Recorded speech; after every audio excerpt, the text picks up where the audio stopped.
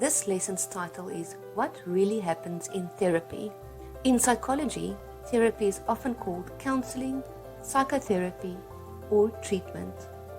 Did you know that in the US, 42% of adults have seen a counselor before at some point, while 36% are open to it? Among adults who have seen a counselor, 3 in 10, that is 30%, say that it was a doctor's recommendation that prompted them to start counseling. Another 28% say that it was a traumatic experience, such as the loss of a loved one, the loss of a job, disease, an accident, or divorce that led them to counseling. A further 25% of adults report that they sought out therapy because they are suffering from a mental illness. I have 3 core objectives for this lesson. These include to firstly introduce you to the myths and facts about psychotherapy.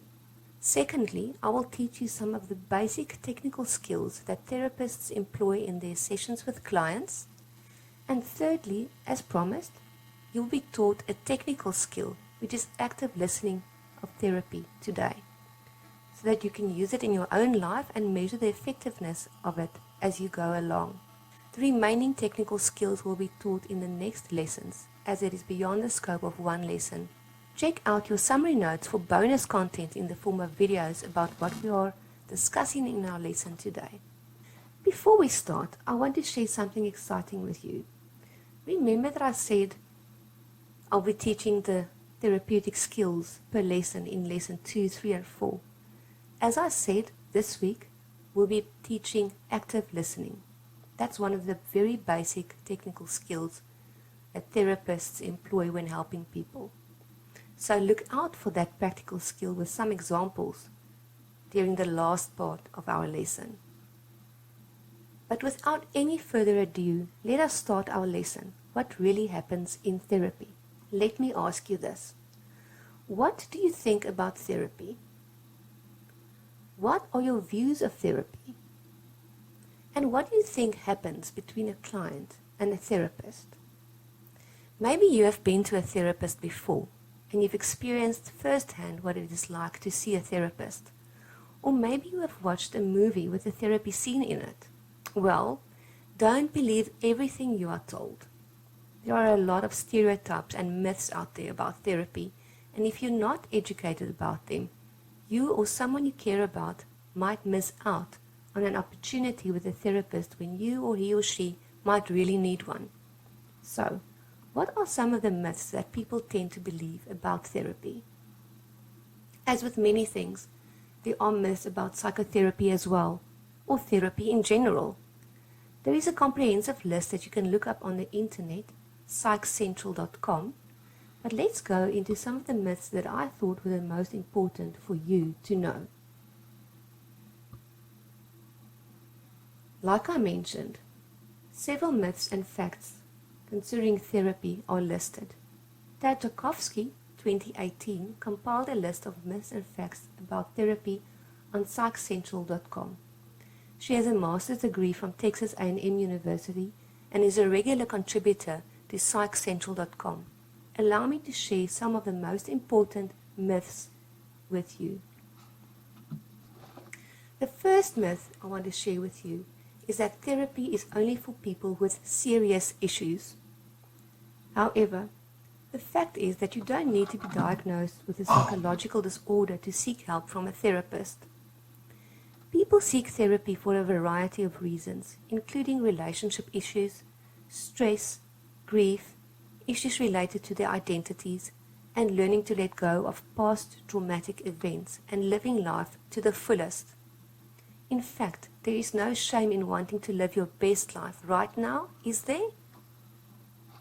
The American Psychological Association, or the APA as we call it, published an article in 2012 about the success of psychotherapy, but how it is underutilized. They refer to customers needing a better understanding of and access to psychological and behavioral services. The APA notes that this is because the medical model of treating mental discomforts have become more popular. Some health insurance companies are willing to pay for medication and only a limited number of psychotherapy sessions or no psychotherapy sessions at all. The APO also notes that society has started wanting a quick fix when it comes to solving their problems. To this end, I want to reiterate to you that therapy is important. It helps the patient get to the root of the problem, whereas medication, which is also efficient, helps with the management of the symptoms without having the problem solved from its core. I'm a big believer of a combination of therapies such as receiving medication if it's absolutely necessary, as well as psychotherapy. Secondly, it is a myth that therapists are all new agey, warm and fuzzy, judgmental, you're good enough, smart enough, cheerleader types. But the fact of the matter is that most therapists are trained to be empathic and encouraging. Most therapeutic models that therapists use emphasize the quality of a strong therapeutic relationship in which the client is not only supported but also challenged and educated in order to establish change. Many a times I have heard clients say that they have had advice from family and friends. Sometimes in therapy, clients are still heavily influenced by such advice. Well, if you thought that talking to a friend or family member is enough, if you are really in need of psychotherapy, then that is myth number 3. The fact is, to talk to friends and family is not wrong, and to have their support is awesome. However, it will not be helpful in a therapeutic sense because the therapeutic relationship with your therapist changes the dynamics of your problems and establishes change. So why is that? Well, because the relationship you have with a friend or family member is simply not therapeutic. Most of the time, talking to good friends or family members don't work because of the type of relationship you have with them. And as said, a single person cannot fulfill 2 roles in another person's life, such as being a therapist and a friend. The roles are blurred, and friends and family members can only be that, a friend or a family member. They can't fulfill a double role in a client's life, such as that of a therapist for a few reasons. Okay. Therapists are highly trained professionals who have learned how to diagnose and treat cognitive, emotional, behavioral, and relational issues. Therapists don't talk to someone else about your problems, such as the case may be with friendships. They aim for objectivity, and everything said between you and the therapist is confidential and safe. And furthermore, you can discuss your problem to the fullest extent with the therapist without having to hide some of the truths about the problem, which is often the case with family members or friends. Another myth is that some would-be clients believe that therapy is too expensive. Some might only consider going to a private clinical psychologist, but therapy encompasses a wide range in fees. Usually, therapy ranges from being a free service in community clinics to asking very high fees for private services. Also note that if you can't afford the services of a psychologist, there are registered counselors out there rendering very much the same service as a psychologist at a lower rate per hour. Do your research very carefully before you seek therapy, especially if affordability is a concern, but also know that there is always help available, regardless of the money you have or don't have to spend on it. The final myth about therapy I want to discuss with you are that people who go to therapy are weak. That is sad, and I have heard this sentence particularly from teenagers who feel that they are weak from needing therapy because they had been brought up to be strong in their family environments, and because of the fact that they now need therapy, they feel weak. Think about it this way. If you go to a physician for an illness, are you too weak to heal yourself? Or if you go to school, are you too weak to teach yourself? Sadly though, sometimes and in some societies, having emotional or cognitive concerns are viewed as a moral failing or a character flaw. And in the same sense, if you are not able to fix your problems yourself, you are viewed as weak. So therapy tends to get stigmatized and as a solution not to be considered. When you seek help from a professional, it is just the opposite, and it means you are acting against your problem. Tarkovsky emphasizes that going for help often requires more strength and courage than passively staying stuck in your problems. It is important to note that many successful individuals, including athletes, top executives, and even Nobel Prize winners have previously sought out the help of therapists, life coaches, and psychologists. Did you know that counseling or therapy is formally defined as giving advice to someone or giving professional help and advice to someone to solve psychological or personal problems? Well, I have a little surprise for you, because counselors are mere facilitators of change and hardly ever give their own advice to clients. You will see what I mean by that in the next part of the lesson. So what is coming up next? Objective number 2 for this lesson is to introduce you to the basic technical skills used in psychological treatments and counseling with clients.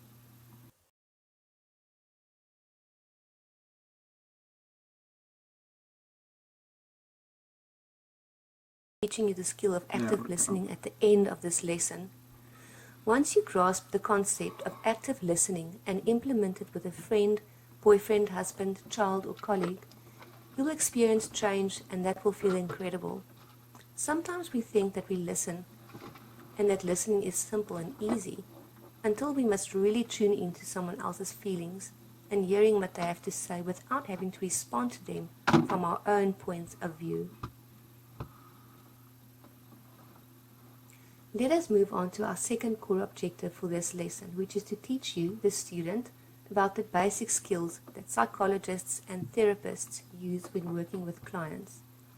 There are 10 basic technical skills for therapy, and 6 of these will be discussed in this lesson.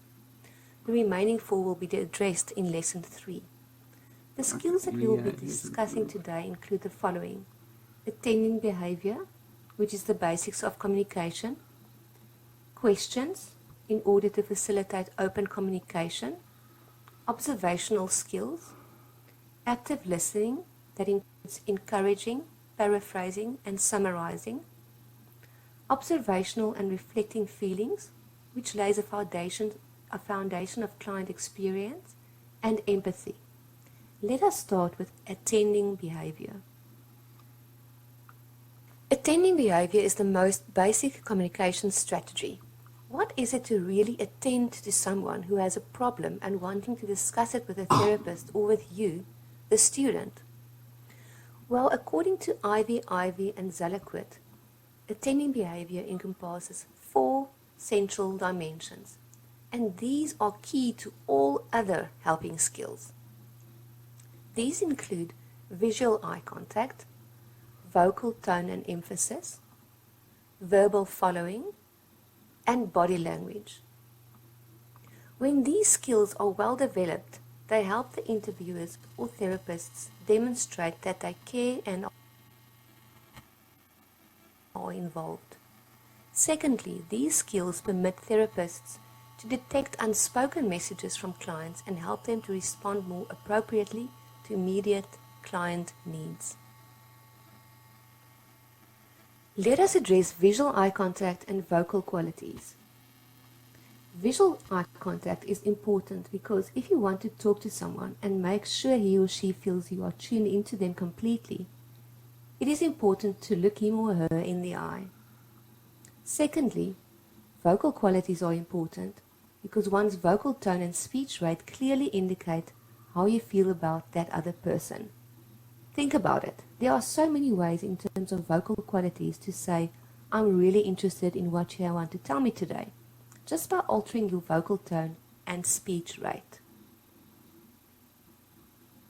Verbal tracking or following is next. When someone is talking to you about a problem, don't change the subject. Stick to the person's story and carefully track what he or she is saying. Also, don't interrupt the story before it was properly conveyed to you. This is proper verbal tracking or following. The last principle of being attentive is body language. When someone is discussing a problem with you, it's important that your body language is aligned to that person. Clients will know you are interested in what they are saying when you face them squarely and lean slightly forward. Have an expressive face that is aligned with what he or she is telling you. And when you use facilitative and encouraging gestures. However, your body language must motivate clients to want to tell you their story. And this will not happen if you look out the window or check your phone, for example. With your body language, you must show the client that your attention is completely tuned into what they are telling you at that specific time. In terms of your face, you must have an expression on your face that is aligned with that what the client is telling you. If the client is sad, you must have an empathic facial expression. If the client is happy because he achieved something, you must also have a happy face. So think about the above-mentioned attending behaviors as the 3 V's and B of attending behaviors: visuals, vocals, verbals, and body language. The ability to listen to clients and to simply attend to their being is the foundation of successful interviewing, counseling, and therapy. Think about it. If your attending behavior is not well developed, you will not be able to tend fully to your client's or friend's story or problem. Next on the list of basic therapeutic skills is questions, with the aim of having open communication. We all know that what the word questioning means. The Oxford Online Dictionary defines questioning as the action of asking someone questions, especially in an official context, or showing an interest in learning new things. Therefore, in our context, we'll be asking our clients questions in order to learn more about their stories and problems that they bring to therapy. There are 2 types of questions, namely open questions and closed questions. Most theories of counseling and psychotherapy use questioning as one of the bases of therapy quite often. Let us move into the 2 types of questions in more detail. Open questions tend to prompt more information from the respondent and give the client more room to respond in detail.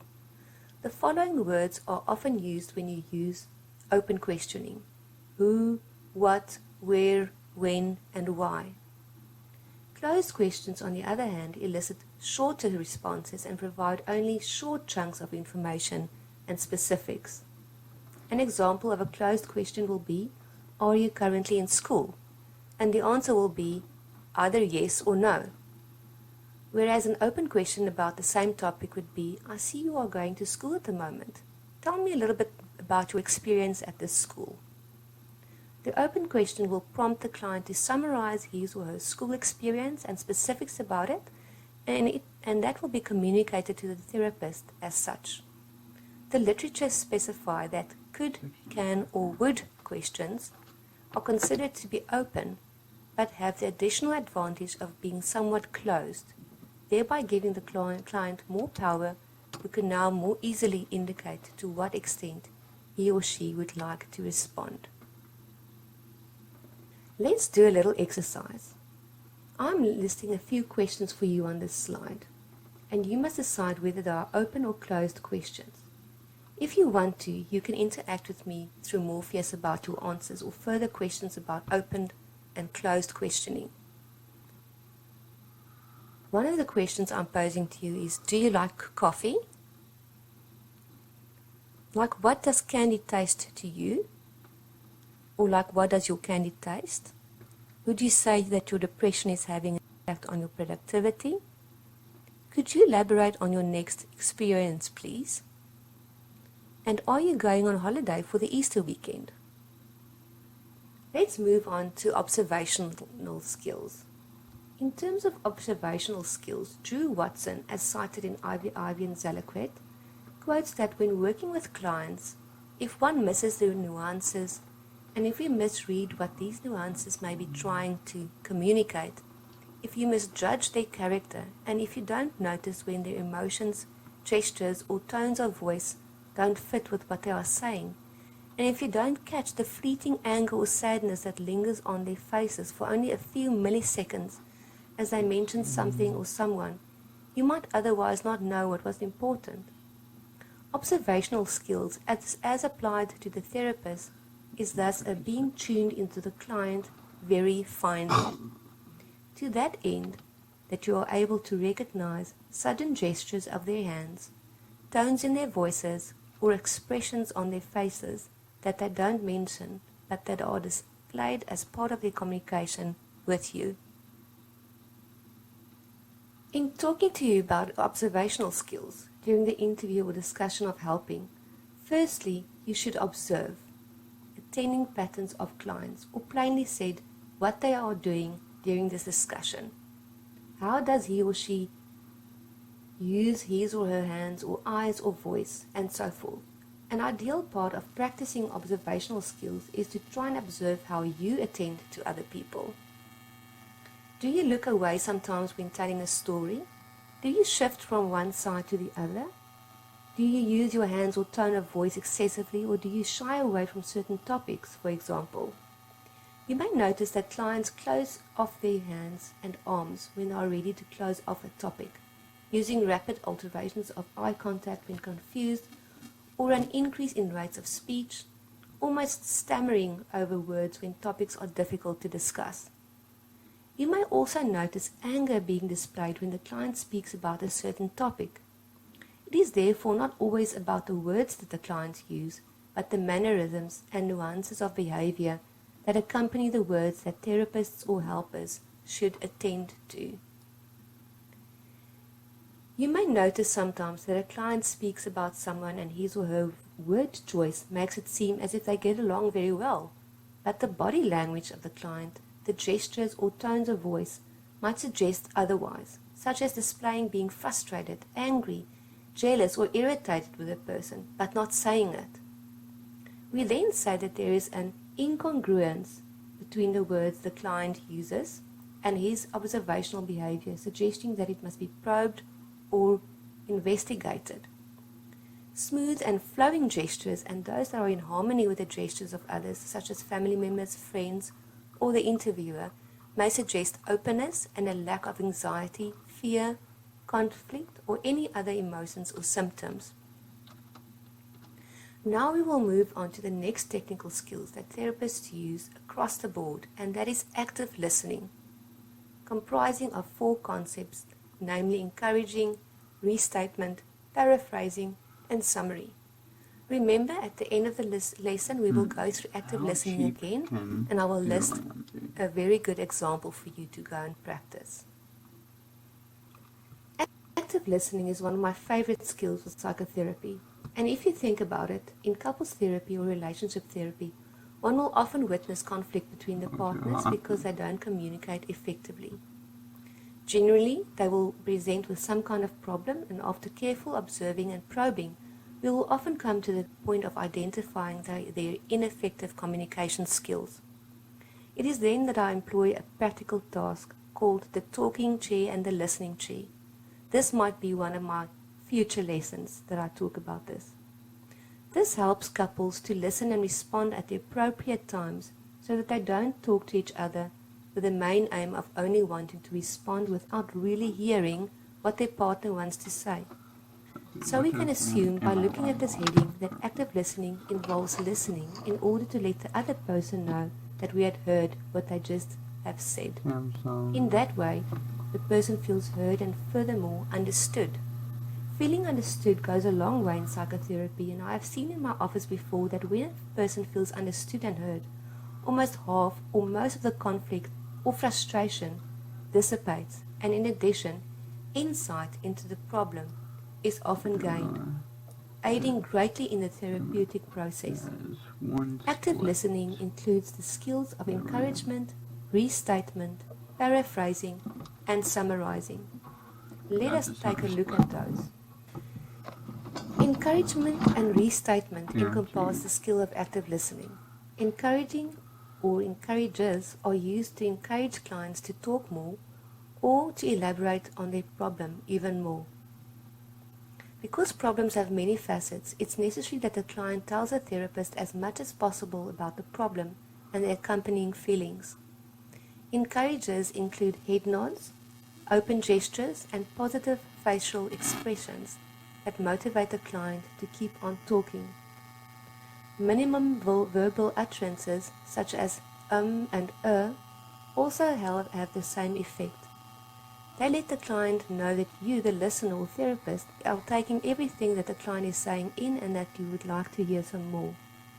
Restating, the next skill on our list, is when the therapist chooses a part of what the client has said and restates it, which will encourage the client to elaborate more on that which you have restated.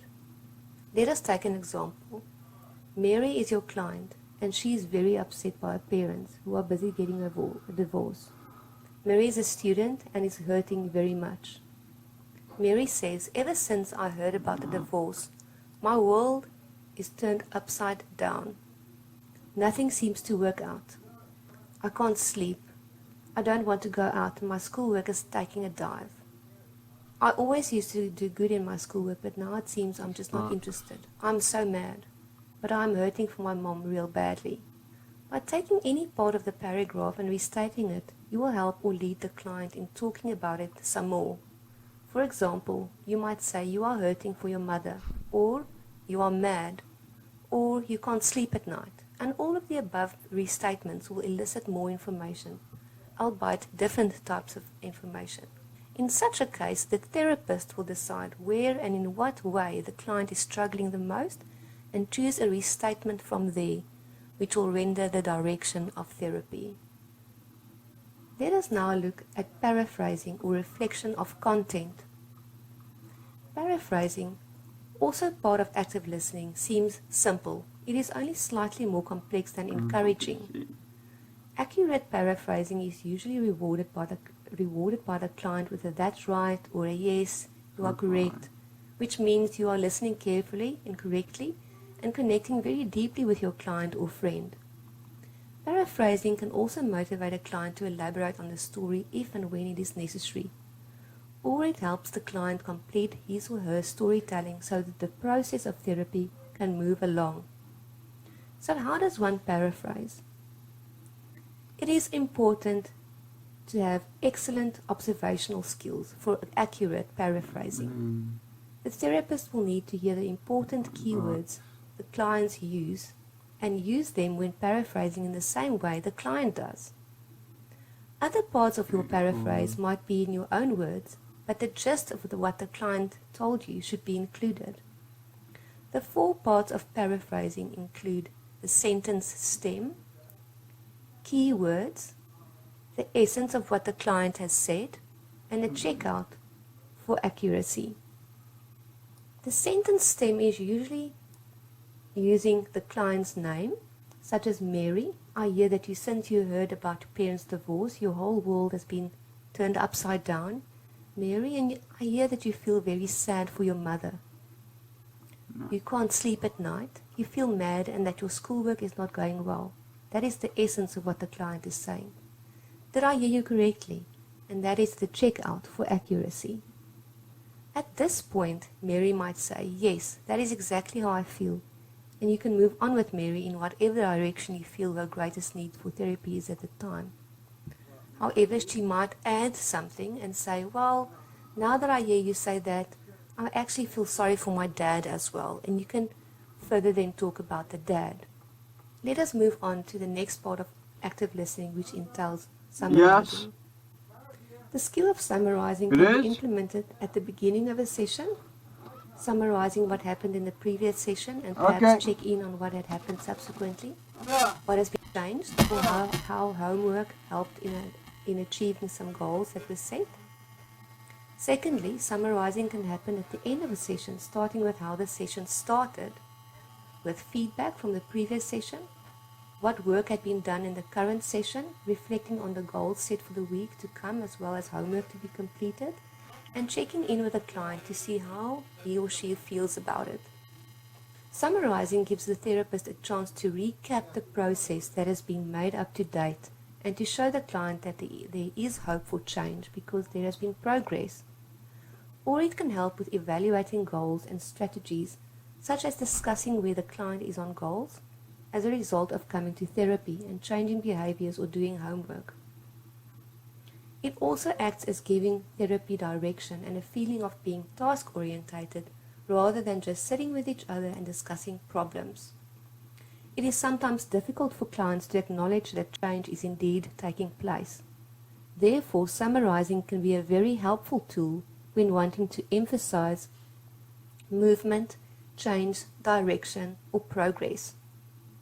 Our next skill, namely observational and reflecting feelings, are very much related to paraphrasing, but it's not exactly the same. Let us look at how it differs.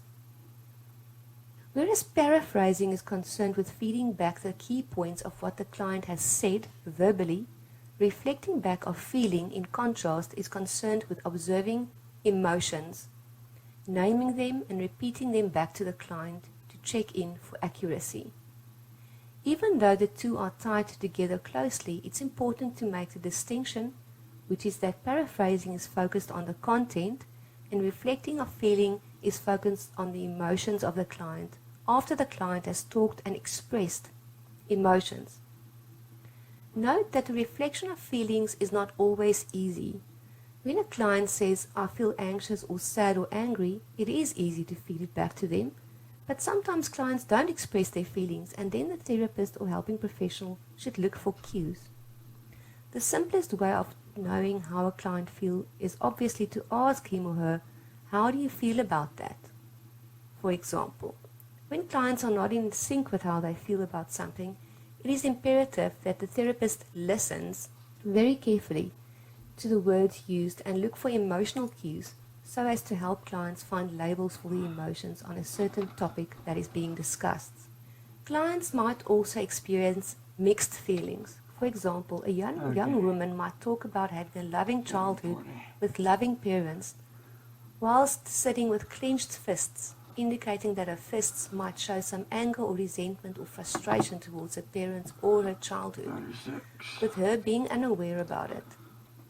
In such an instance, it will be helpful to ask the client about her fists being clenched like that. If there is any emotion like that might be tied to her clenched fists that might be incongruent with her words about having a loving home growing up. Before we move on, you will be taught about empathy in order to integrate it into a meaningful interview or consultation or discussion with a client or friend where you are in the therapeutic or helping position. It was Carl Rogers, the father of person-centered therapy, who had brought the concept of empathy to the attention of the psychotherapy field. Rogers used the words relating to empathy as putting yourself in the shoes of your client to explain the concept of empathy. Yeah.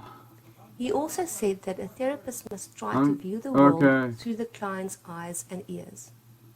By displaying empathy, it enhances the therapeutic relationship and has been further refined to include its own dimensions, namely the concepts of positive regard, respect and warmth, concreteness, immediacy, non-judgmental attitudes, and authenticity and congruence. Let us now discuss the dimensions of empathy, starting with positive regard. Positive regard, a part of empathy, is closely related to the search for strengths and positive assets and responding to the client as a worthy human being. More clearly, it can be defined as selecting positive aspects of clients' stories and selectively attending to positive aspects of clients' statements, thereby building the client's self-esteem. This aspect of empathy emphasizes that the therapist understands how the client is feeling. However, the therapist wants to add something positive to the client's experience. In that way, the counselor points out through probing that even in the most difficult situation, the client is doing something positive, pointing to the client's strength. For example, a client that is suffering from depression, being very down but very aware of his depression and working hard with the therapist might say, "John, I know that depression is really very difficult for you. It wears you down and you just find doing anything at all almost impossible. But I feel that I do want to commend you for being so aware in your body about how you are feeling, going through the trouble to share it with me and showing up for all your appointments. I can see that you really want to beat your depression. Well done." Therapists are unable to display empathy without showing respect and warmth. Let us now look at the dimension of respect and warmth. When the therapist responds to the client in a respectful manner and with warmth, It creates a space of safeness and encourages openness on behalf of the client. How does a therapist show respect and warmth? Well, by having an open posture, perhaps smiling at the client and making him or her feel at ease, and a display of accepting vocal qualities. The ability of a therapist to be congruent with his or her body language is an indicator of respect and warmth, meaning that kind and warm words must be exhibited together with warm and accepting body language. Let us now speak about concreteness, also a part of empathy. A therapist seeking concreteness is doing a good job. It is important to search for specifics rather than vague generalities. As an interviewer, the therapist should continue to ask the client for specific feelings, thoughts, and answers, and examples. One of the most useful open questions in this regard is, can you give me a specific example of such and such? By bringing in concreteness into the consultation, it makes the experience for the therapist and client a real one, and an experience of progress being made. Therefore, any communication from the therapist must be highly specific, such as the directive, feedback, and interpretation. Otherwise, it may become lost in the busy world of the possibly overwhelmed client. Immediacy is another part of empathy and is often discussed as being in the moment with the client. Think about what you and your client are experiencing in the here and the now, and at this specific time. It is important to note that some clients often speak in the past tense, and some prefer to speak in the future tense, as if they are already there. Therefore, the importance of bringing them back to the present, the here and the now. It aids the therapeutic relationship and that which is happening in the present. Thus, being in the here and now with each other is more effective than talking about the past or the future. Let us now move on to our next topic, which is also part of empathy, and that is for a therapist to be non-judgmental towards the client. Having a non-judgmental attitude is closely linked to positive regard and respect. However, more specific, a non-judgmental attitude requires that the therapist suspends his or her own opinions and attitudes and assume neutrality in relation to the client. Clients have their own attitudes towards their issues and concerns that may not be congruent to your own beliefs and values, but that is okay. When a client is going through a difficult time, he or she does not need to be judged or evaluated by a therapist. Finally, neutrality is imperative to maintain a strong therapeutic relationship with a client. Let's talk about empathy and how authenticity and congruence fit in with empathy. The last part of empathy encompasses being authentic and congruent. In therapy, it is called realness, being authentic, your full self without wearing any masks when you work with your clients. When a therapist is authentic and comfortable in his or her authentic being, it will decrease the incidence of mixed messages between clients and therapists. Even though a therapist must be neutral in his or her judgments or opinions, the therapist may still have a personality and be authentically him or her, which is often why clients like to go to certain therapists. This brings us to the end of technical skills used in therapy across most therapy sessions.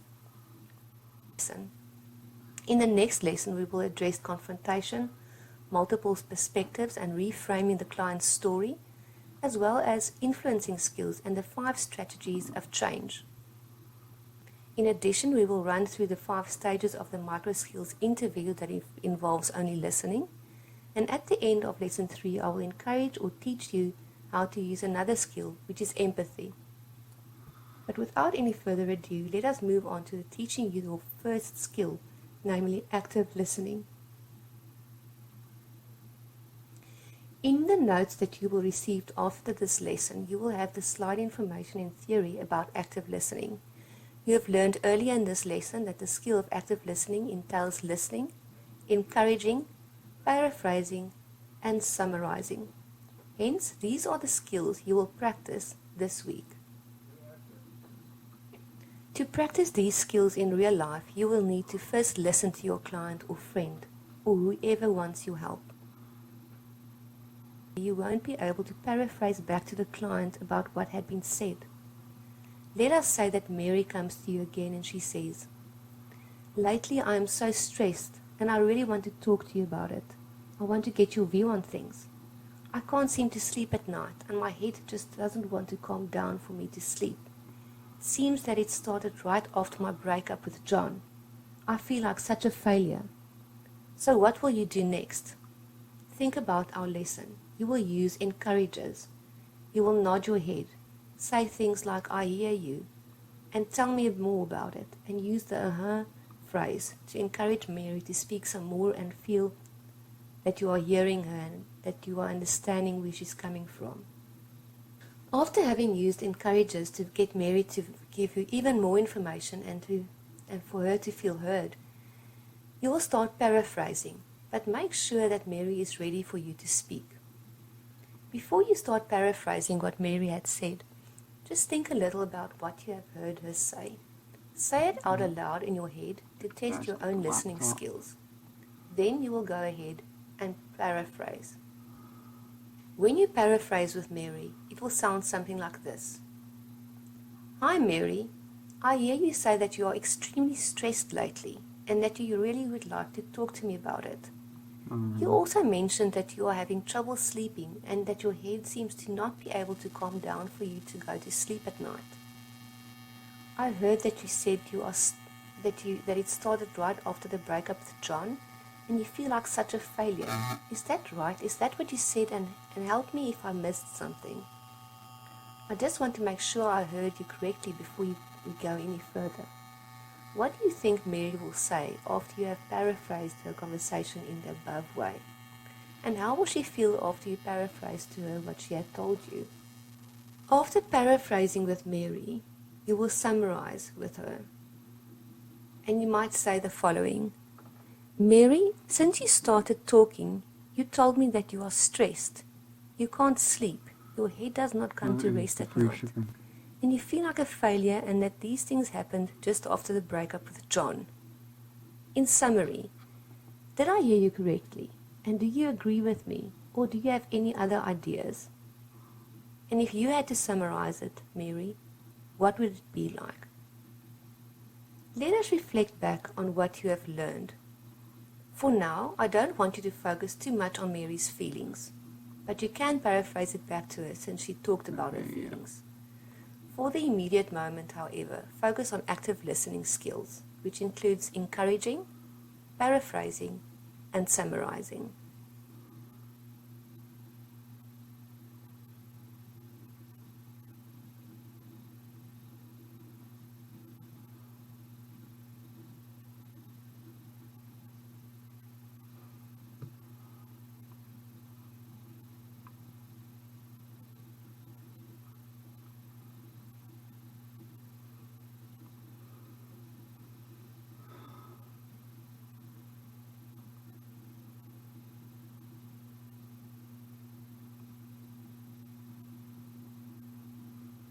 Uh-huh.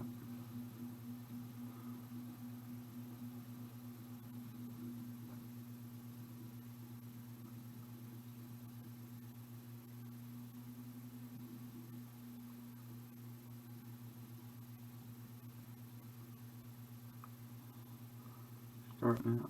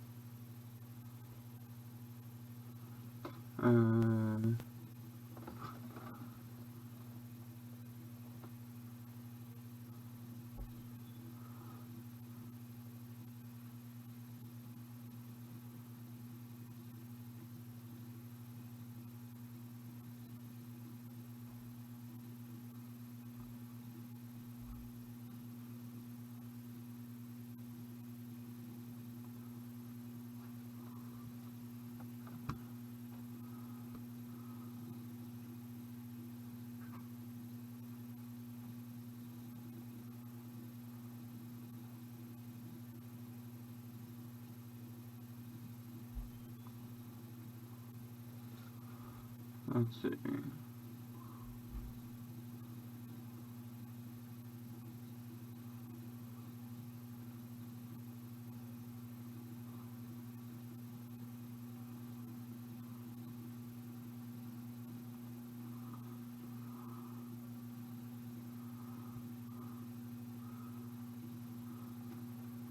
Your skills.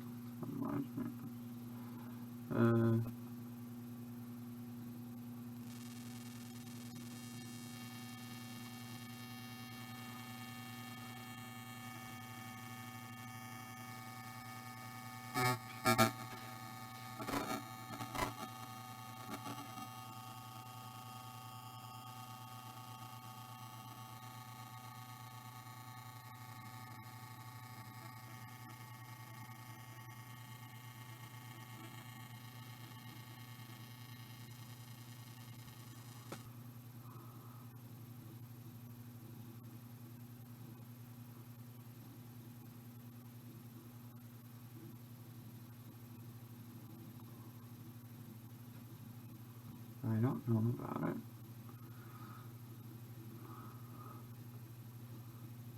Association, what definition?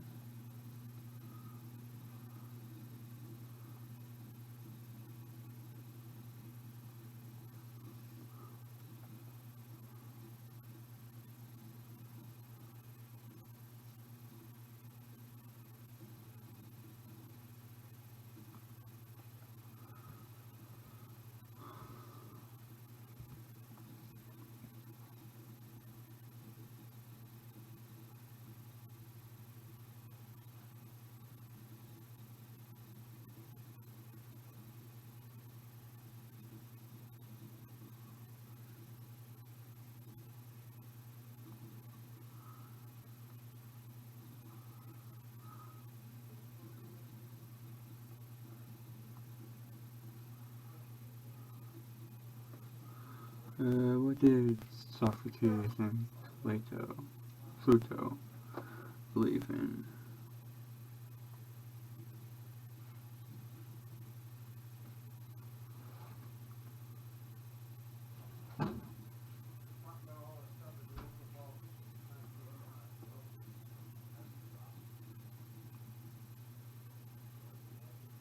I'm thinking that.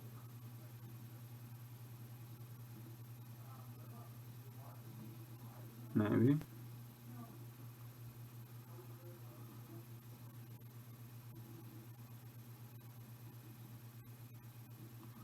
I have no clue.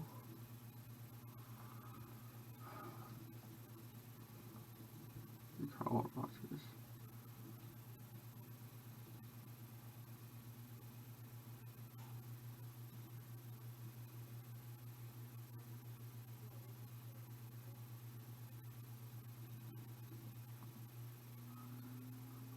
That's me, at least.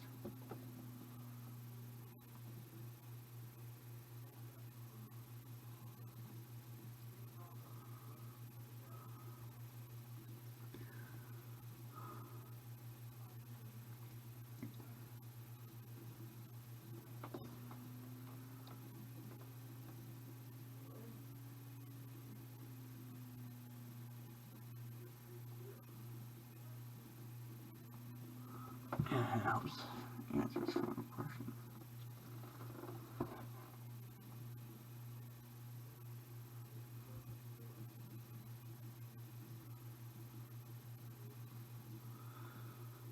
Okay, there we go.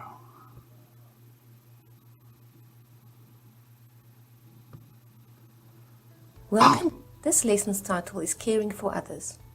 It is very much a continuation in terms of building on the skills you have learned in Lesson 2.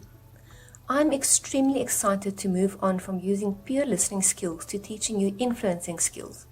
However, you will be taught to do an interview and consultation by employing your listening skills in the first part of this lesson. So please join me for Lesson 3. Did you know, and before we go any further, cultural differences are always important to consider when interviewing a client. It is important to note that same skills may have different effects on people with varying individual and cultural backgrounds. Diversity will always depict the mainstream of interviewing, counseling, and psychotherapy. We must remember that most clients might also be behaving differently from the one interview to the next, as parts of the client's personality become more apparent as therapy moves along. Intentional competence, a skill that every helping professional should have, requires flexibility and the ability to move and change in the moment with constantly shifting client needs. The basic listening sequence, or the BLS, as listed in the microskills model, helps therapists to develop a common thread for interviewing that will be helpful for clients across the board, no matter what their culture or personality. However, research in the Netherlands and Japan clearly indicates the cross-cultural validity of the microskills model. As we move on with Lesson 3, I want to get you excited about today's practical teaching with an example, as this is the core objective 3 of this lesson. Today we will focus our attention on the skill of being empathic with another person or a client. We have 3 core objectives for this lesson. Firstly, I will teach you the basic listening sequence, or BLS, that helps you get the most information out of a client's sentences, as well as the 5 stages of the microskills interview that requires listening skills. The second objective is to teach you, my student, the 4 remaining technical skills therapists use in their therapy rooms. These skills are mainly used for gently influencing and probing clients in order to establish change. Finally, we will go ahead and dive into the learning and applying of the skill of empathy. I've provided you with an excellent example, and hopefully you can implement it as part of your newly learned skill set and apply it in your own life. Let us move on to start Lesson 3, Caring for Others. As mentioned earlier, the first core objective for this lesson is to teach you about the basic listening sequence and the 5 stages of the interview that involves listening. Let us return back to the microskills model. For the next section in this first core objective of your lesson, you'll be taught how to use the basic listening sequence in sentences, as well as how to conduct an interview by only including the listening and attending skills that you have learned so far. The basic listening skills sequence has a 3-part goal. Whenever you are working with clients on any topic, you would like to elicit the following information from them: to get the key facts and thoughts around the situation, the central emotions and feelings of the client, and you would also want to elicit an overall summary of the problem. Firstly, the key facts and thoughts around the situation are obtained through asking questions that contain the word what, or otherwise called the what questions. Also use encourages and paraphrases. This includes clients' thoughts about what is happening in their lives at the moment, or talking about a past experience, including what has happened to them to have caused problems for them now. The client might even suffer from some type of anxiety about what might be happening in the future. Use the same what questions, encourages and paraphrases to get key facts and thoughts about the situation from your client. Let us move on to learning about how we can get the client's central emotions and feelings. To consider and reach a client's central emotions and feelings, one would ask questions such as, could you share your feelings around that issue with me, please? Or, how does that make you feel? Use reflecting of content and feeling, as well as encourages that focus on emotions. Further examples may include, I see you look really upset. Can you tell me about the emotions you are currently experiencing? Or, what feelings are you currently experiencing about this situation? At the close of a section of the interview, you may want to summarize the client's main thoughts and feelings. Sometimes it is useful to start a session with a summary of the previous work that was done, just to get the session grounded in the here and the now, in the present, where concerns will be discussed. Summaries help give sessions some direction, and it aids us in being concrete, first focusing on specific problems and specific solutions. Let us move on from the basic listening sequence, being cognizant to include it all in our interviews or discussions with people. Next, we will start with discussing the 5 stages of the microskills model of interviewing. Let us reflect on this quote by Roy T. Bennett. He motivates us to listen with curiosity and when we speak, to speak honestly. He mentions that the greatest problem with communication is that we don't listen in order to understand. In return, he mentions that when listening is done with curiosity, we don't listen in order to reply, but we will listen for what is behind the words spoken. Students, we are still in the very beginning of our course in psychology, but I want to reiterate to you the importance of listening. Whether it is listening to your friend who has a problem or whether you are a therapist, remember the value of listening with intention and curiosity. Let us now move on to the 5 stages of the microskills model of interviewing that involves listening. We will now start to address the 5 stages of the microskills model of interviewing that involves listening. We are now at a very important part of our lesson in which you will learn how to conduct an interview by employing only your listening skills as taught in Lesson 2. Is it not amazing to know that interviews can be conducted and change can be established by merely using all the attributes of the listening skills? The 5 stages of the interview according to the microskills model include relationship. You would like to initiate the session, building rapport, building trust, and structure for the interview in the relationship part of this interview. The next part is stories and strengths, or story and strengths. Here you will gather data by drawing out stories, concerns, problems, and strengths. The next stage is goals, with a goal of mutual goal setting by the therapist and client or the 2 friends. Next on our list is re-story or restoring, exploring alternatives, confronting the client about incongruences and conflict, and planning for action, thereby establishing possibilities for change. And lastly, action, terminating the interview by generalizing and acting on new stories and asking the client whether he is ready to move into action. There are obviously more technical helping tools which you'll be learning in the next section of this lesson, but is it not amazing that one can use only your listening skills without having to influence or confront a client and change can still be established? Let us start with the first stage of interview, involving building a relationship with your client or someone you are helping. The first stage, relationship, is all about initiating the session, building rapport and trust with your client, and establishing structure for the interview. The main aim of this step of the interview is to build a strong therapist-client relationship for going into the future. This is necessary if therapy is to be successful. Firstly, you would want to initiate the interview. How do you do that? Well, you would greet the client friendly by using his or her name. This would help the client feel acknowledged. Introduce yourself and tell the client a little about yourself in terms of your professional repertoire. If you are listening to a friend with a problem, this would not apply. You might ask if the client has any questions before you move on to build rapport and trust with the client. So how do you build rapport and trust with the client? As mentioned just now, using the client's name is important at the beginning and during the interview. This helps to make the client feel acknowledged and cared for. Some clients find it difficult to start talking about themselves in the beginning. If this is the case and you have a nervous client, tell your client a little bit about your process of therapy, that there's nothing to be nervous about and that everything said in your room is confidential. Give the client time to relax before you go further.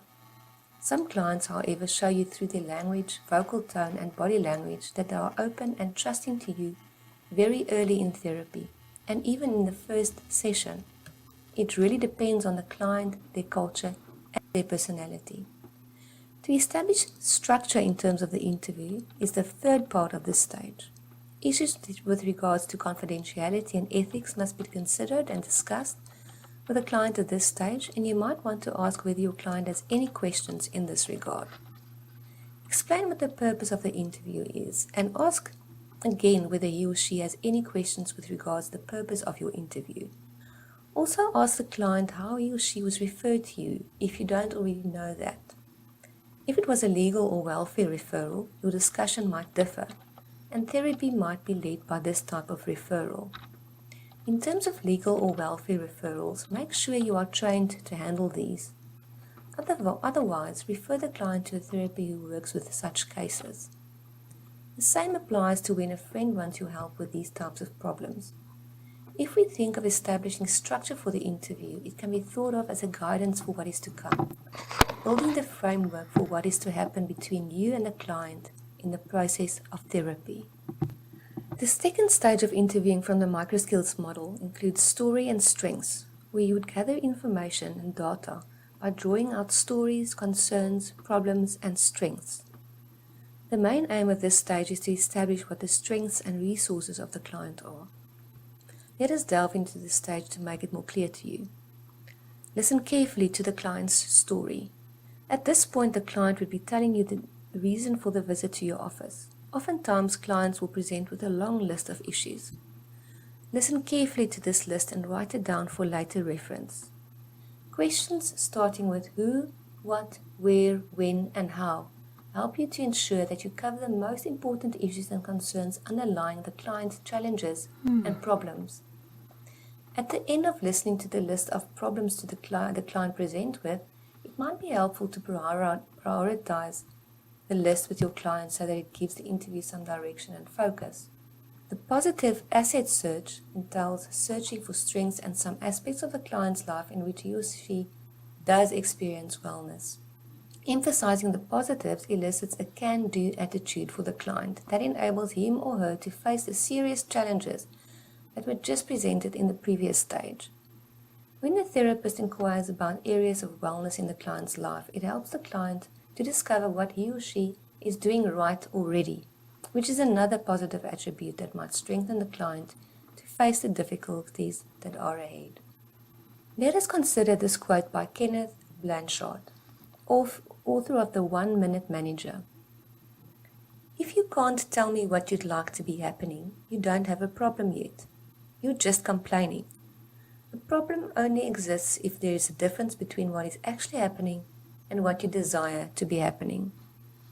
This quote is linked very well to the next stage of the microskills model of interviewing, called goals. If there are no goals, nothing can be worked at and no change can happen. However, we first need to know what exactly the problem is in order to set goals. Stage 3 of the 5-stage interviewing from the microskills model perspective entails goals with a focus on mutual goal setting. During this stage of the interview, the therapist and client will sit together and work on a goal-setting task. These goals must be achievable and agreed upon by both the client and therapist. This goal-setting process is in line with Blanchard's quote in terms of what the client's desires are to be happening in the future to change the problematic situations of the present. Oftentimes, certain clients veer off from actively working on their problems and go back to constantly ruminating on their problems. For this sake, active involvement on behalf of the therapist in the goal-setting process is important to keep the client on track with focusing on change through goal setting. Use different types of questions and draw on strengths you have already heard the client has listed.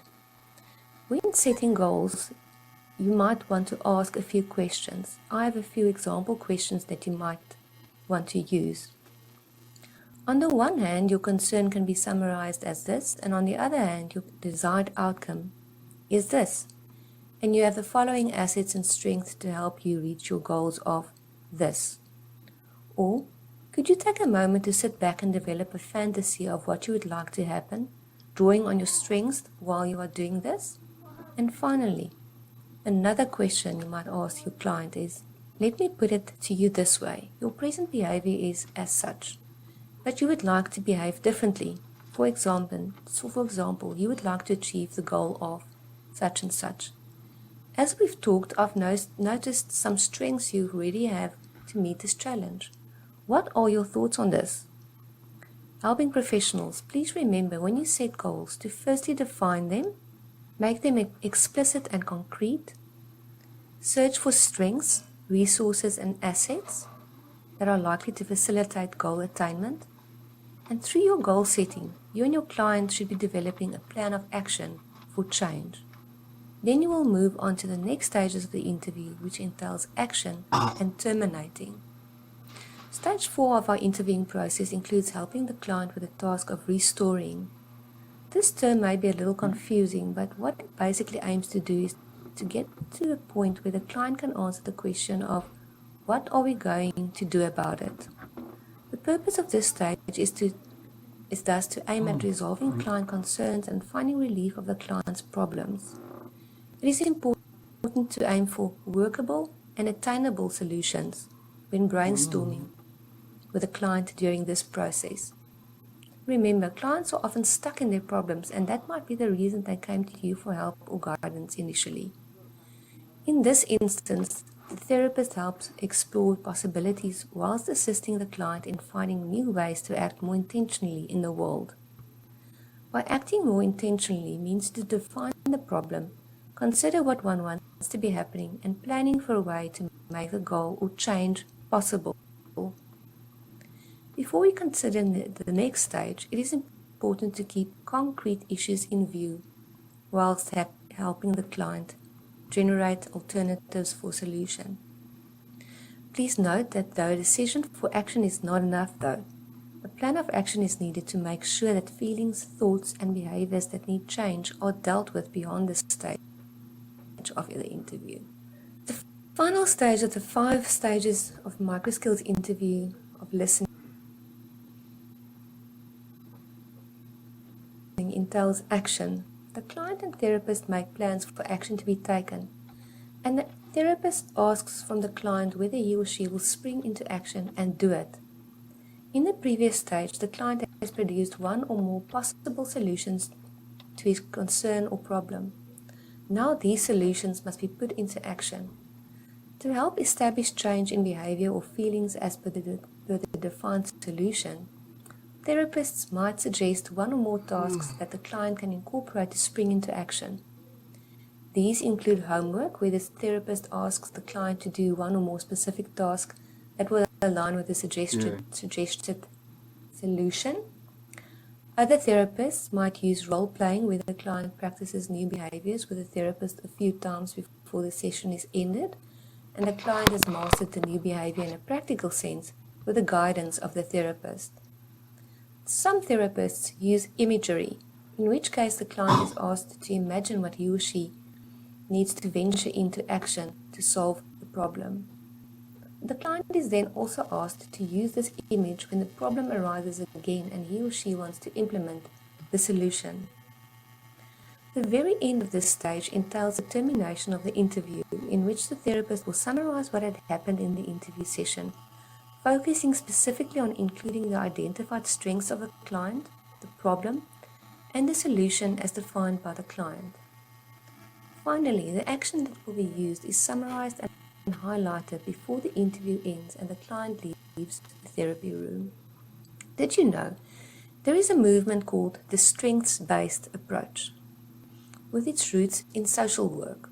This approach highlights that when a therapist identifies and focuses on a client's strengths, the client is empowered to become the agent of change.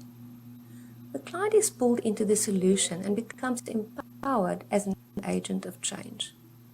Rather than being with the therapist who acts as the expert of the client's life and without the client being part of the process, suggesting ways of change from the therapist's perspective, creating the possibility of clients becoming passive in this approach of therapy. Therapy today is very much based on the strengths-based approach, and in this lesson, you will learn how valuable it is to focus on a client's or friend's strengths and how this technique can aid change. Now that we have addressed the first core concept of Lesson 3, we will move on to address the last 4 technical therapeutic skills used to assist clients. Remember, in Lesson 2 we learned about attending behavior, open and closed questions, observational skills, active listening, and empathy. Now we are going to build on those skills by learning about influencing skills, which include the skills of confrontation, considering multiple perspectives, reframing, and the 5 strategies of change.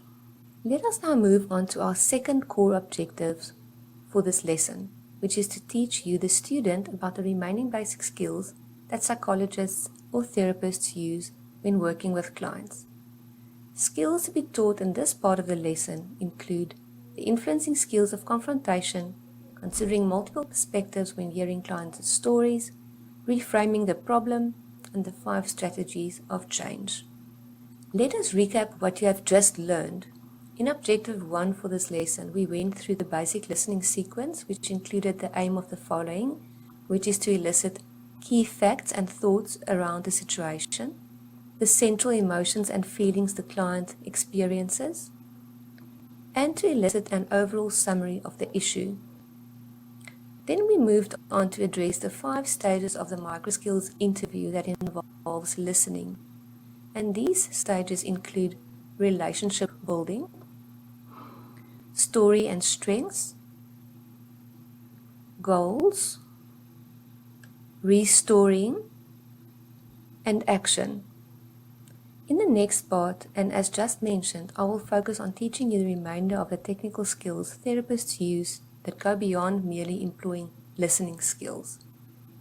Let me tell you about what skills you will learn about next. The remainder of the technical skills used by therapists includes these skills gently steer clients into a direction where they can generate new stories for their lives or find new solutions for their problems, whilst using the influencing skills of confrontation, considering multiple perspectives, reframing, and using the 5 strategies of change.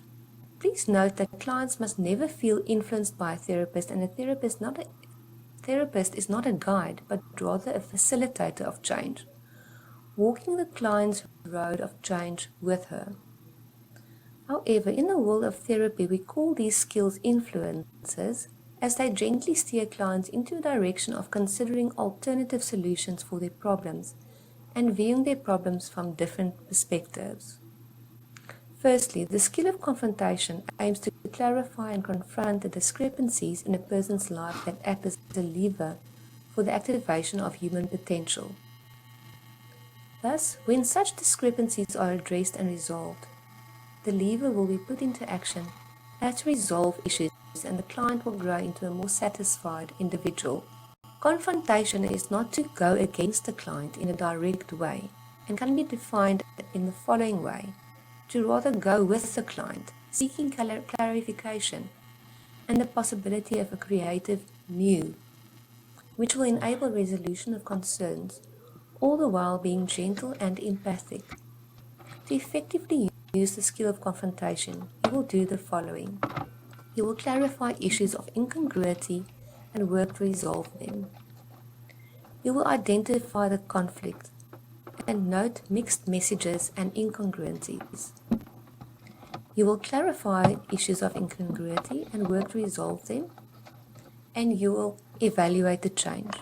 When working with a client or a friend, you would like to listen carefully and identify what the conflict is, together with determining whether the client displays mixed messages and or incongruencies. These are usually displayed because there are internal and external conflicts the client is experiencing. This means that the client is displaying behavior externally, however it is incongruent with his or her inner self. For example, a client who has a boyfriend and who has never cheated on him meets someone new on the internet and would like to meet the new person on the internet. But she believes it would be wrong in terms of her moral values and towards her boyfriend. She is thus experiencing internal conflict. Got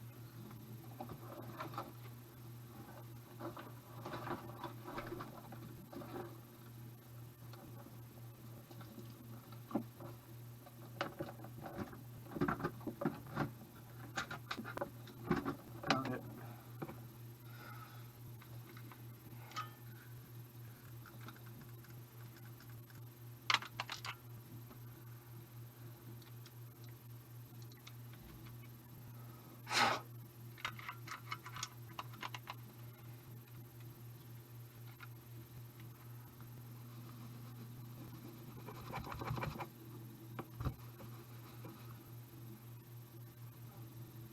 Okay, seems like I have to go into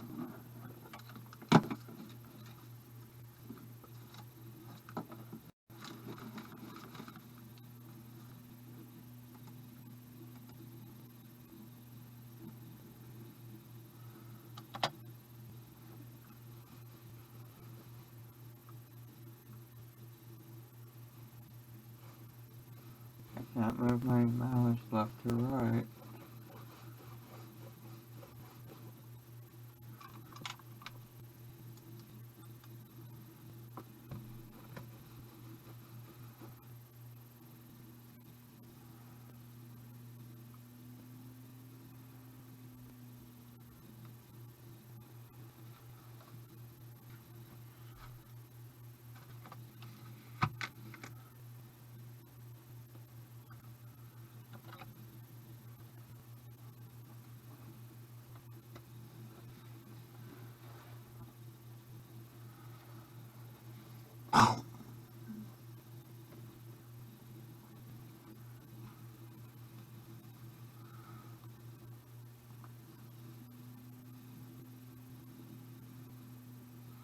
Yeah, you move the mouse again.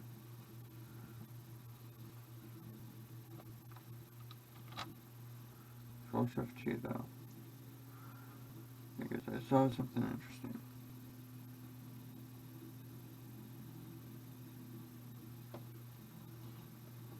How is everything for this glitch doing?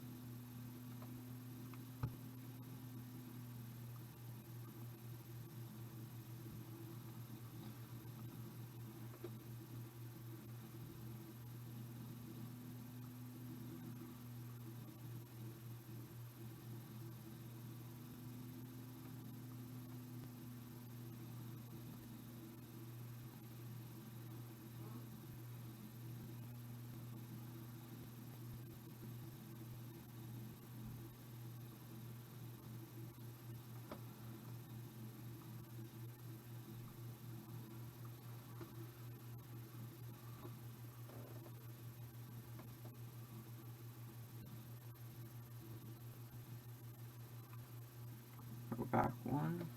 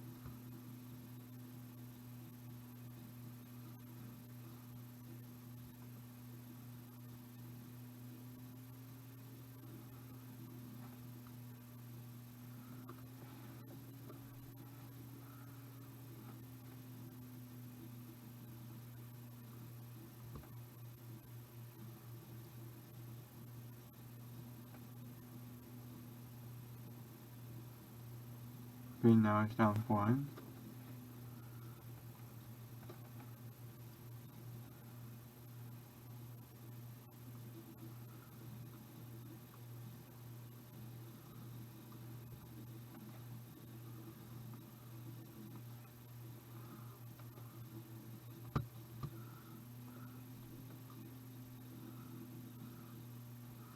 Okay, that would be explaining why everything's how it is right now.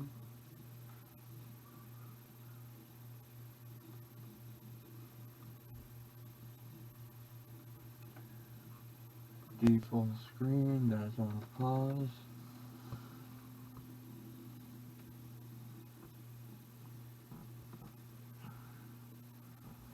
Good. Next, that one. Come on, come on, come on.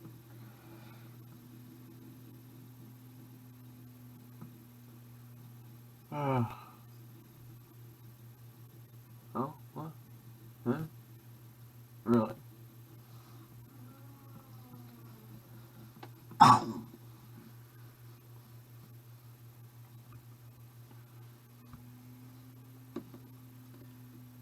Good. Okay then. Well, source.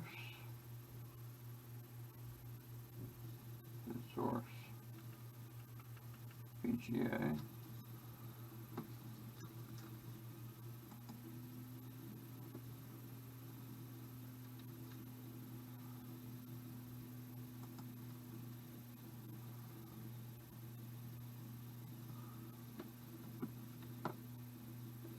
Huh. Okay. I'll just crank it to there. Really?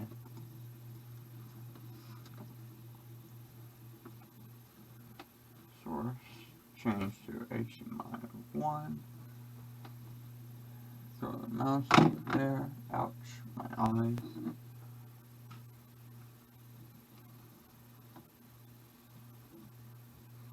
Here we go.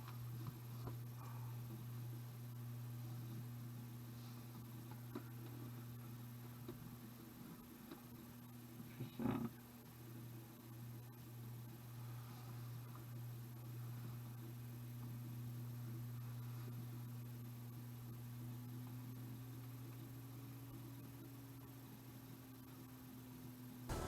This one. Oh, I have it over on a farther slot. I haven't used my couldn't get any kills on anyone there. So I can P8 immediately after. And then I can cancel with E straight into my iframe. Ooh, that's really smooth. That's really smooth.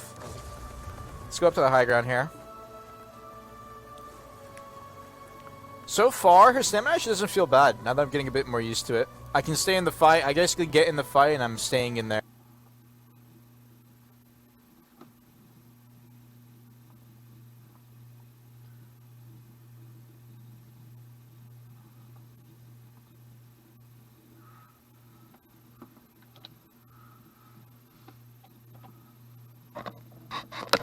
Email. Come on.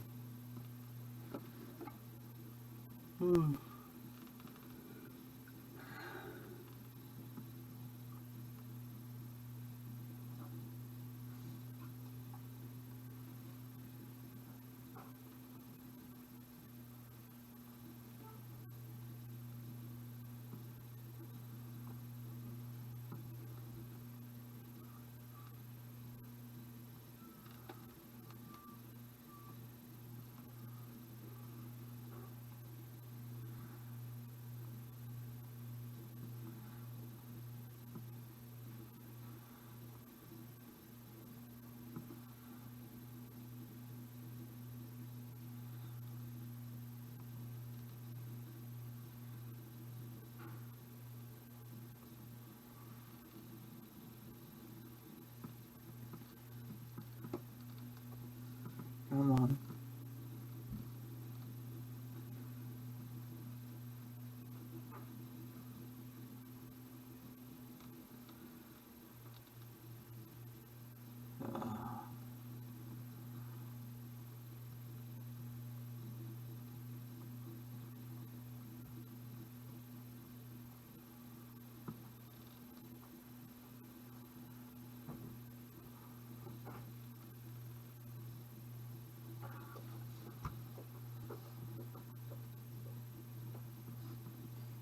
Control C. Control B. Control B. RN 24 142F.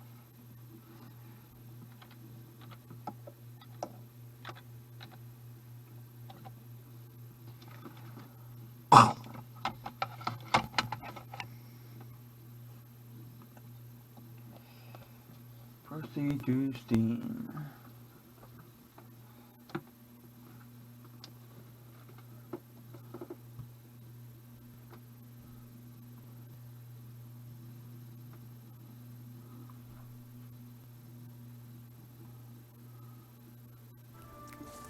I gotta keep my PR face on, you know. PR face, PR. I'm like trying to focus up here, so I'm, oh my god. Where is he? I hit him there.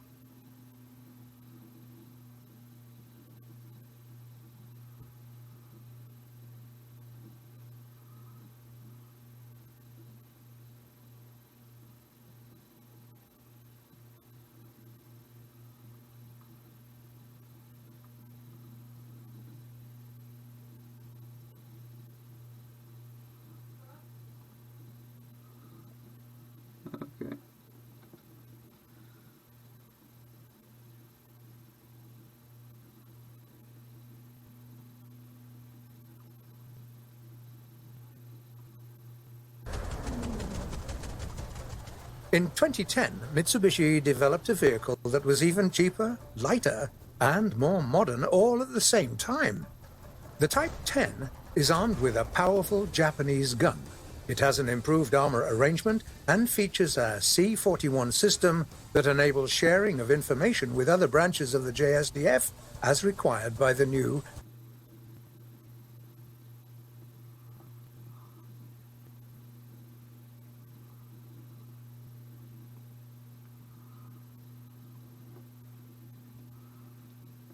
Huh. How do people live stream to Steam? How do people live stream there? I have no clue. Okay. Okay, last story. That's all I have available.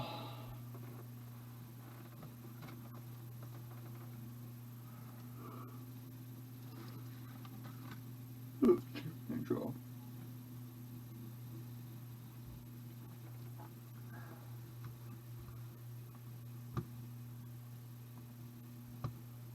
Come on.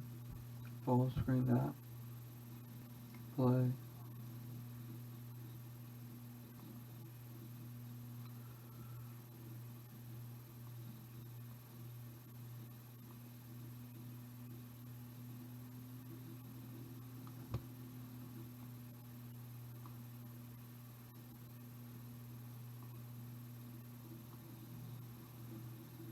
Refresh. Ow!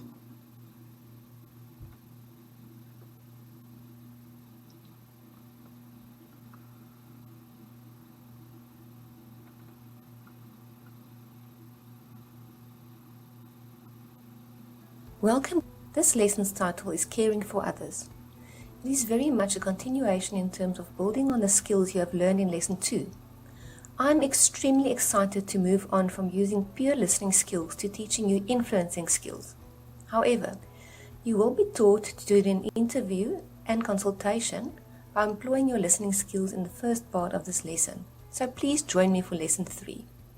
Did you know, and before we go any further, cultural differences are always important to consider when interviewing a client. It is important to note that same skills may have different effects on people with varying individual and cultural backgrounds. Diversity will always depict the mainstream of interviewing, counseling, and psychotherapy. We must remember that most clients might also be behaving differently from the one interview to the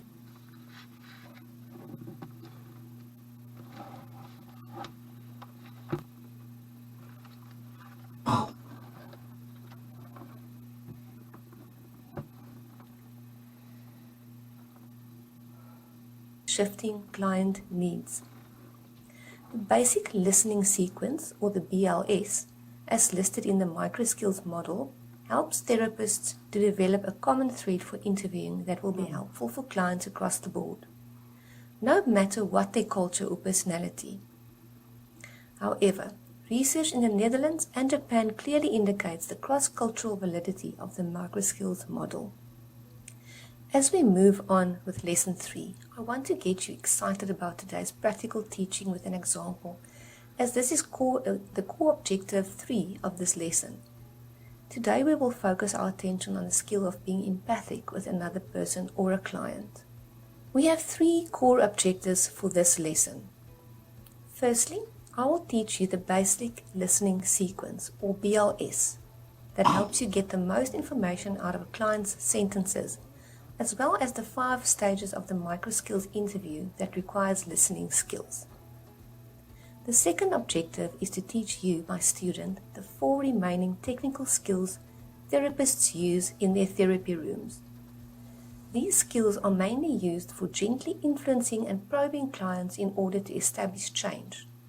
Finally, we will go ahead and dive into the learning and applying of the skill of empathy. I provided you with an excellent example, and hopefully you can implement it as part of your newly learned skill set and apply it in your own life. Let us move on to start Lesson 3, Caring for Others. As mentioned earlier, the first core objective for this lesson is to teach you about the basic listening sequence and the 5 stages of the interview that involves listening. Let us return back to the microskills model. For the next section in this first core objective of your lesson, you'll be taught how to use the basic listening sequence in sentences as well as how to conduct an interview by only including the listening and attending skills that you have learned so far. The basic listening skills sequence has a 3-part goal. Whenever you are working with clients on any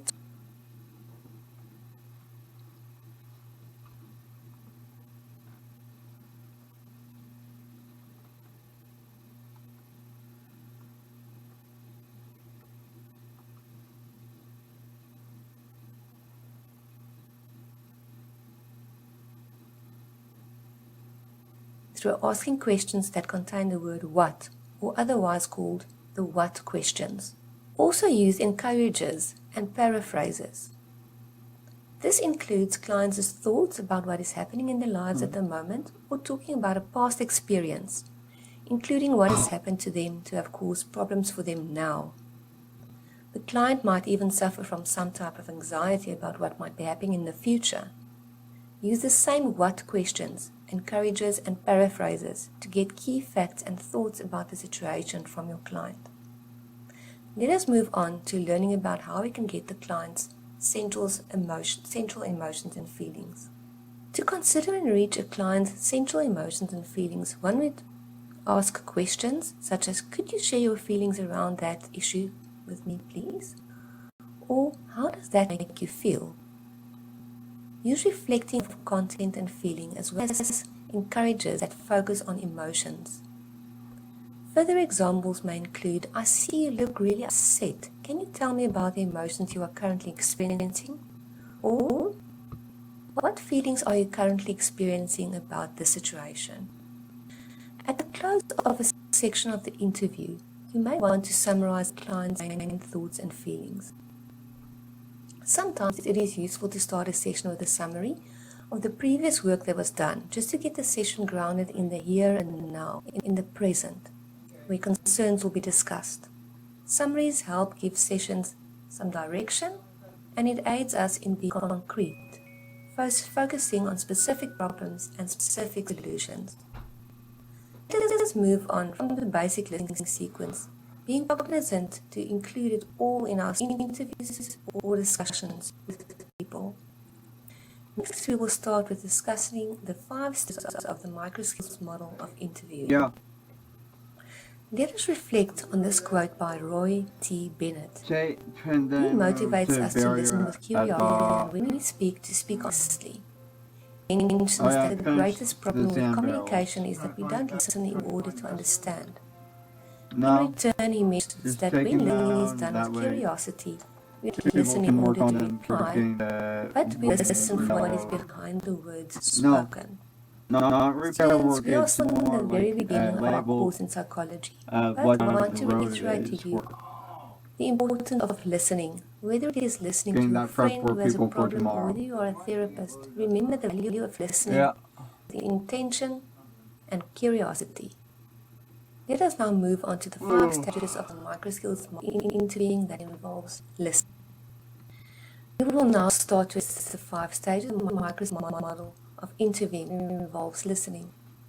We are now at a very important part of our lesson in which you will learn how to conduct an interview by wearing only your listening skills as taught in Lesson 2.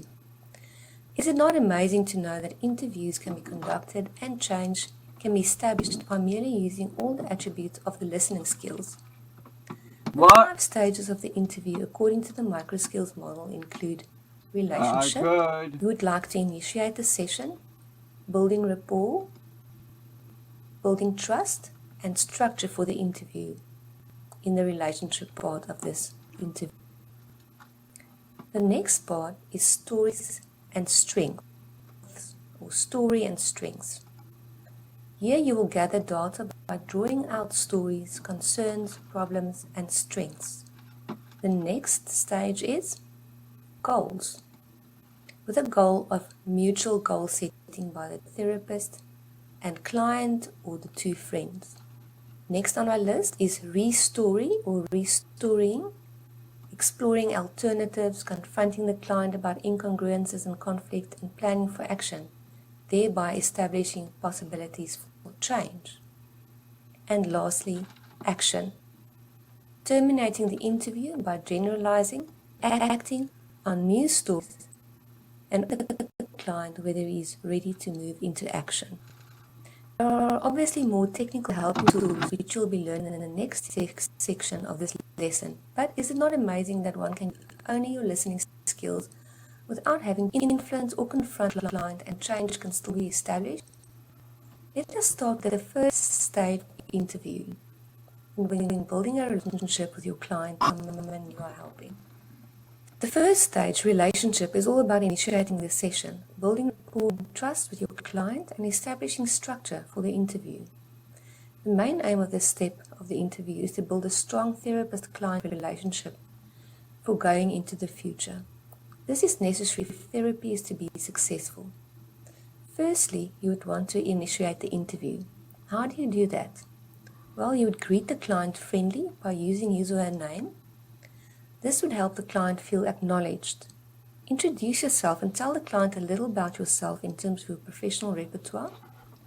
If you are listening to a friend with a problem, this would not apply. You might ask if the client has any questions before you move on to build rapport and trust with the client. So how do you build rapport and trust with the client?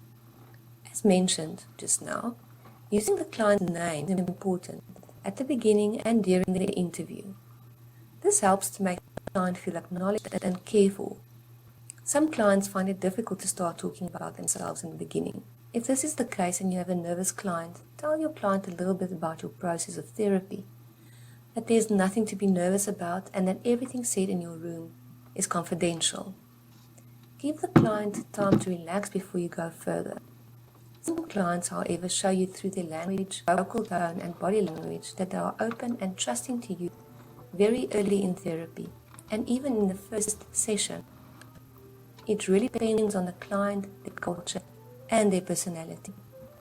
To establish structure in terms of the interview is the third part of this stage. Issues with regards to confidentiality and ethics must be considered and discussed with the client at the stage, and you want to ask whether your client has any questions in this regard. Explain what the purpose of the interview is, and again whether he or she has any questions with regard to the purpose of your interview. Also ask the client how he or she was referred to you if you don't already know that.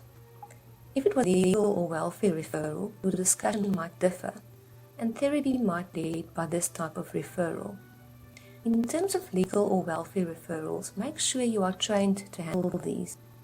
Otherwise, refer the client to a therapist who works with such cases. The same applies to when a friend wants your help with types of problems. If we think of establishing structure for the interview, it can be thought of as a guidance for what is to come, building the framework for what is to happen between you and the client in the process of therapy.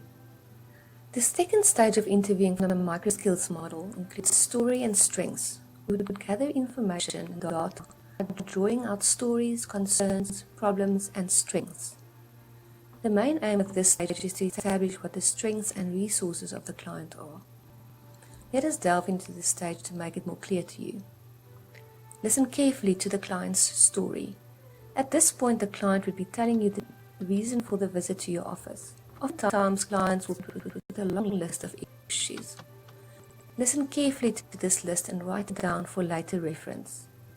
Questions starting with who, what, where, when, and how help you to ensure that you cover the most important issues and concerns and align the client's challenges and problems. At the end of listening to the problems to the client it might be helpful to prioritize the list with your client so that it gives the interview some direction and focus.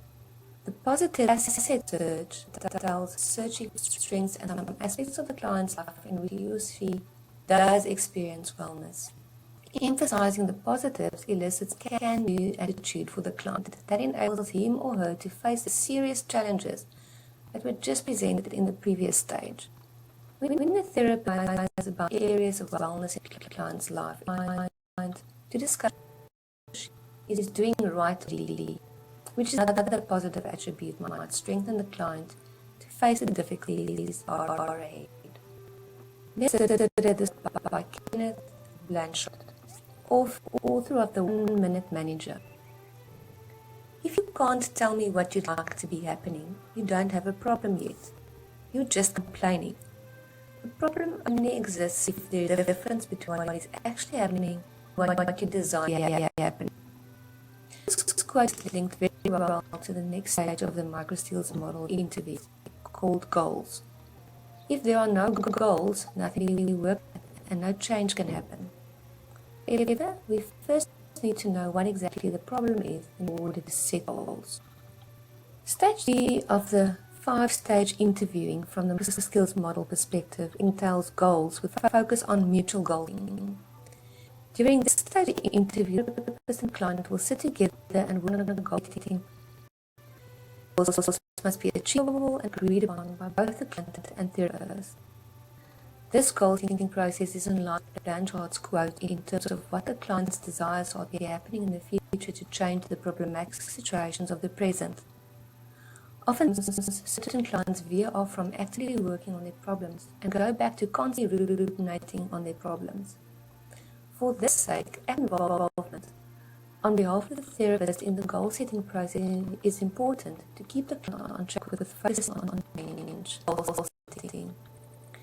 Use different types of questions and draw on strengths you have already heard the client has listed. When setting goals, you might want to ask a few questions. I have a few example questions that you might want to use. On the one hand, your concern can be summarized as this, and on the other hand, your desired outcome is this. And you have the following assets and strengths to help you reach your goals of this. Or, could you take a moment to sit back and develop a fantasy of what you would like to happen, drawing your strength while doing this? And finally, another question you can ask your client is, let me put it to you this way. Your present behavior is as such, but you would like to behave differently. For example, you would like to achieve the goal of such and such. As we've talked, I've noticed some strengths you already have to meet this challenge. What are your thoughts on this? Helping professionals, please remember when you set goals to further define them, make them explicit and concrete. Search for strengths, resources, and assets that are likely to facilitate goal attainment. And through your goal setting, you and your client should be developing a plan of action for change. Then you will move on to the next stages of the EU, which entails act and terminating. Stage 4 of our interviewing process includes helping the client with the task of restoring. This term is a little confusing, but what it aims to do is to get the client to the question of what are we going to do about it. The purpose of this stage is thus to aim at solving client concerns and finding relief on problems. What? It is important to aim for workable and attainable solutions, brainstorming with the client during this process. Remember, clients are often stuck in their problems, and that might be the reason they came to you for help or guidance initially. In this instance, the therapist helps explore possibilities whilst assisting the client in finding new ways to act more intentionally in the world. By acting more intentionally means to define the problem, consider what one wants to happen, and planning for a way to make the goal change possible. Before we consider the next stage, it is important to complete issue view whilst helping the client generate alternatives for solution. Please note that though the decision for action is not enough though, a plan of action is needed to make sure that feelings, thoughts and behaviors that need change are dealt with beyond the stage of the interview. The final stage of the 5 stages of microskills interview of listening entails action. The client and therapist make plans for action to be taken, and the therapist asks from the client whether he or she will spring action and do it. In the previous stage, the client has produced one or more possible solutions to his concern or problem. Now these solutions must be put into action. To help establish change in behavior or feelings as per the defined solution, a therapist might suggest one or more tasks that the client can incorporate to swing into action. These include homework, where the therapist asks the client to do one or more specific tasks that will align with the suggested solution. Other therapists might use role-playing. Client practices new behaviors with therapists a few times before the session is ended, and the client has mastered the new behavior in a practical sense with the guidance of the therapist.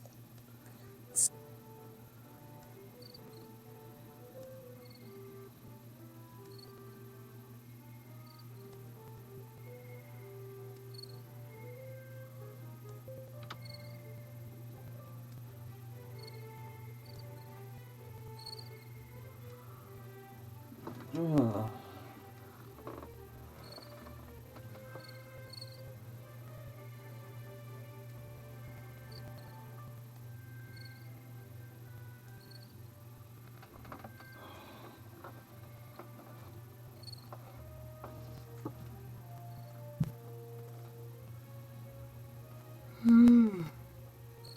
Ouch. Andrew.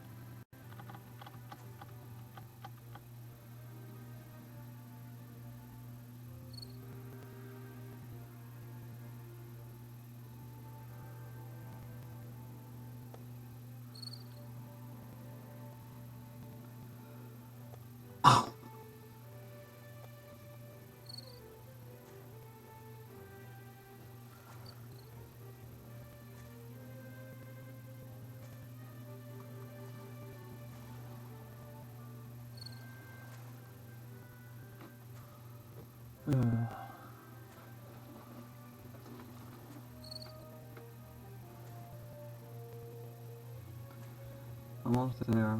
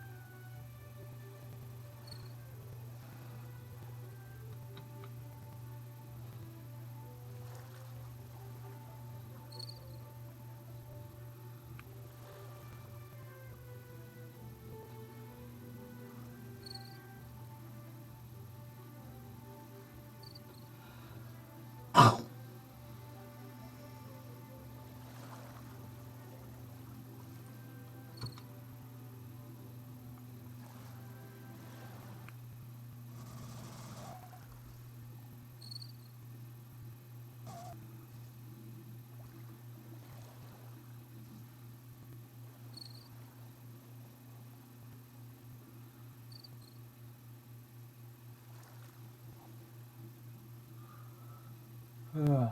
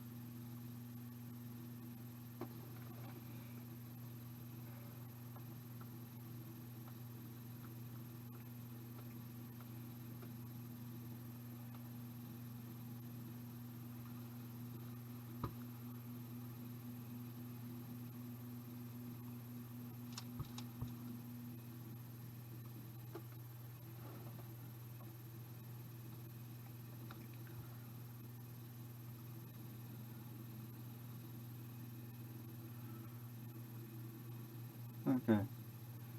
Enjoy all. Have a nice rest of your day.